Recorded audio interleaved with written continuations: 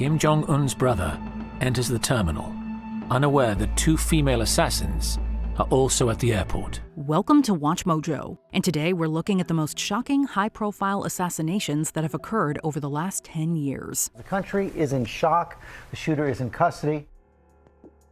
Fernando Villavicencio. Family, friends, and supporters of assassinated presidential candidate Fernando Villavicencio accompanied his hearse to the cemetery, demanding justice. From 2021 to 2023, Fernando Villavicencio served as a member of the Ecuadorian National Assembly. In May 2023, amid impeachment proceedings against then-President Guillermo Lasso, the constitutional measure of muerte cruzada was invoked, prompting fresh general elections. Villavicencio soon declared his candidacy for president, running under the Movimiento Construye party. Villavicencio was polling fifth amongst the 8 presidential candidates. On August 9, 2023, just 11 days before the elections, Villavicencio was fatally shot during a campaign rally in the capital city of Quito. A shootout ensued between the attackers and police officers, resulting in the death of one assailant. Shortly after, a criminal group known as Los Lobos claimed responsibility for the attack, but doubts have been raised about the authenticity of their claim. Many blamed police forces, whom Villavicencio had accused of working for drug mafias,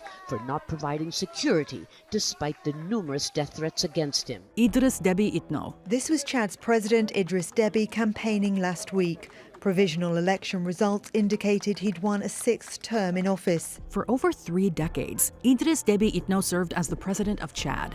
Deby initially assumed power in 1990 after leading rebel groups to oust then-President Hissène Habré, under whom he previously served as commander-in-chief of the army. In April 2021, during his bid for a 6th term, the insurgent group Front for Change and Concord in Chad launched an attack in the northern region. Deby subsequently traveled to the front lines to support Chadian soldiers fighting the incursion. However, he suffered serious injuries during this engagement and ultimately succumbed to them on April 20th, just 1 day after he was declared the election winner. President Deby has now also died in the fighting has shocked a nation and made the security situation in the wider Sahel region even more fragile. Following his death, a transitional military council assumed control, with Deby's son Mahamat serving as chairman. Jamal Khashoggi. For more than 2 weeks, the Saudis insisted nothing untoward happened in this building. On October 2, 2018, Saudi journalist and dissident Jamal Khashoggi walked into the Saudi consulate in Istanbul, Turkey, and never came out alive. For years, Khashoggi had been a prominent critic of the Saudi government and had gone into a self-imposed exile after fleeing the country in 2017. Khashoggi had visited the consulate to collect documents for his impending marriage when he was killed by agents reportedly acting on the orders of Saudi Crown Prince Mohammed bin Salman. The Saudi government initially denied the murder ever happened, but eventually acknowledged it weeks later, although they insisted it was not orchestrated by bin Salman. The Saudi government says 18 people have been arrested and are being investigated. Khashoggi's death sparked global outrage and led to widespread calls for sanctions against the Saudi government. I would prefer that we don't use as retribution canceling $110 billion worth of work. Pavel Adamovich. Poles came to mourn the man who led their city for 2 decades. Pavel Adamovich, a husband and father, was one of the country's progressive voices. On January 13, 2019, thousands gathered in the city of Gdańsk for the grand finale of the 27th Great Orchestra of Christmas Charity, Poland's largest annual charity event. That evening, the mayor of Gdańsk, Pavel Adamovich, took to the stage to express his gratitude to donors and supporters. Just after he finished his speech, a man named Stefan Wilmont unexpectedly appeared on stage and attacked Adamovich with a knife. He then grabbed the microphone and declared that he had carried out the attack because he was falsely imprisoned by Adamovich's former party, the Civic Platform. Prosecutors are charging the 27-year-old suspect with murder. Adamovich was rushed to the hospital, where he underwent surgery. However, he tragically succumbed to his injuries the next day. Just before his death, Adamovich called Gdańsk the most wonderful city in the world.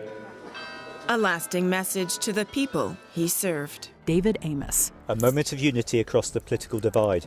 2 leaders representing a shocked nation. Sir David Amess was a British Conservative Party politician who began serving as a Member of Parliament in 1997. On October 15, 2021, Amess conducted a constituency surgery where he engaged one-on-one with his constituents. Among those scheduled to meet with him was 25-year-old Ali Harbi Ali. In the course of their conversation, Ali brandished a knife, with which he inflicted severe injuries on the MP. Amess died shortly after at the crime scene, despite the efforts of medical personnel. I mean, the community has just been hit sideways by this. It's not just a member of parliament, not just the local member of parliament, but, you know, he really did touch people's lives. After police arrived, Ali was taken into custody, where he revealed his affiliation with the Islamic State and his long-standing plan to assassinate a British politician. He decided to kill the MP because of his voting record, which included airstrikes on Syria. He was eventually convicted of murder and preparing terrorist acts, receiving a life sentence.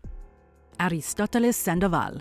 This assassination could mark the start of a real season of political violence in Mexico. Between 2013 and 2018, Aristides Sandoval served as the governor of the Mexican state of Jalisco. His tenure saw the emergence of the Jalisco New Generation Cartel, a powerful criminal organization in Mexico. A drug gang that went from relative obscurity to become one of the most powerful in the country. On December 18, 2020, Sandoval was having dinner at a restaurant in Puerto Vallarta when he was shot in the bathroom.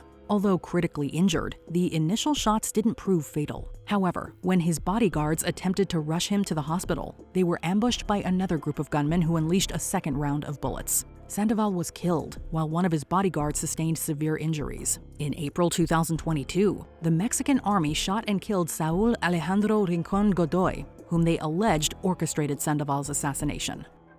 Andrei Karlov. The Russian ambassador to Ankara is heavily injured and taken to hospital. On December 19, 2016, Andrei Karlov, the Russian ambassador to Turkey, was giving a speech at an art exhibition when he was fatally shot by Mevlut Mert Altintaş, an off-duty Turkish cop. The shocking incident occurred before a crowd that included journalists and photographers, one of whom captured unsettling pictures of the aftermath. We have seen photographs of the incident, the moment of the incident, circulating on Turkish media, showing the ambassador lying on the ground being shot, the gunman standing by his side. Karlov's assassination appeared to have been motivated by Altintaş's outrage over Russian military involvement in the Syrian civil war and the conflict in Aleppo. That's what the gunman said.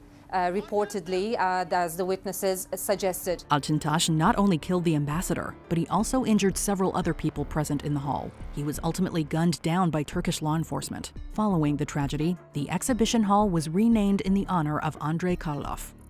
Jovenel Moise. Armed gunmen attacking just after 1 a.m. Wednesday, leaving behind bullet holes, ski masks, and a growing political crisis. The Caribbean nation of Haiti was thrust into turmoil with the shocking assassination of its president, Jovenel Moise, on July 7, 2021. The incident occurred at Moise's residence in the capital city of Port-au-Prince. Several assailants stormed the house in the early hours of the morning, fatally shooting Moise and critically injuring his wife Martine. Some also report hearing drones overhead and a grenade explode. It's believed that Moise was targeted by corrupt members of Haiti's elite, whom he was planning to expose before his death. In the aftermath of the tragedy, an international investigation ensued, which implicated a group of foreign mercenaries as well as some Haitian individuals in the assassination. The incident exacerbated Haiti's existing crises, leaving the country in an even more unstable state. The situation is so bad in the capital, tens of thousands have fled in recent months. Jong Nam. Kim Jong-un's brother enters the terminal, unaware that two female assassins are also at the airport. Jong Nam, the older half-brother of North Korean dictator Kim Jong-un, was initially set to succeed their father. However, he reportedly fell out of favor in 2001 following an embarrassing incident that led to his arrest in Tokyo. After his half-brother assumed leadership, Kim Jong Nam believed an order to have him killed was issued. His suspicions seemingly materialized on February 13, 2017, when he was accosted by two women at a Malaysian airport who sprayed him with the deadly VX nerve agent. Seeking help, Kim Jong Nam heads for the airport's medical facility. About 20 minutes later, Kim Jong Nam was dead. Upon their arrest, the women argued that they thought they were participating in a prank show, a claim apparently supported by CCTV footage. Saya kerap dan sering itu melakukan prank, dipakai hand body dan pakai baby gitu, baby oil gitu. Jadi saya rasa ya seperti biasa aja gitu. As a result, the murder charges against them were dropped. Before we continue, be sure to subscribe to our channel and ring the bell to get notified about our latest videos. You have the option to be notified for occasional videos or all of them. If you're on your phone, make sure you go into your settings and switch on notifications. Shinzo Abe. The country is in shock. The shooter is in custody. The assassination of former Japanese Prime Minister and leader of the Liberal Democratic Party Shinzo Abe stunned many around the world. Abe was the longest-serving prime minister in Japan's history, leading the nation from 2006 to 2007 and again from 2012 to 2020, when he resigned due to health reasons. On July 8, 2022, Abe was campaigning for his party candidates when he was gunned down by Tetsuya Yamagami with a homemade firearm. Seen here moments before the assassination, he did not flee after firing on Abe. He was tackled by security and immediately taken into custody. This was particularly shocking in a country where gun violence is uncommon. With 127 million people, Japan rarely sees more than 10 gun deaths a year. Yamagami was swiftly arrested and admitted to shooting Abe due to the politician's ties with the Unification Church, which had reportedly bankrupted his mother. He was charged with the murder, as well as for violating Japan's weapon manufacturing law. Which of these assassinations shocked you the most? Let us know in the comments below. Why did Saudis lie for 2.5 weeks before changing their story?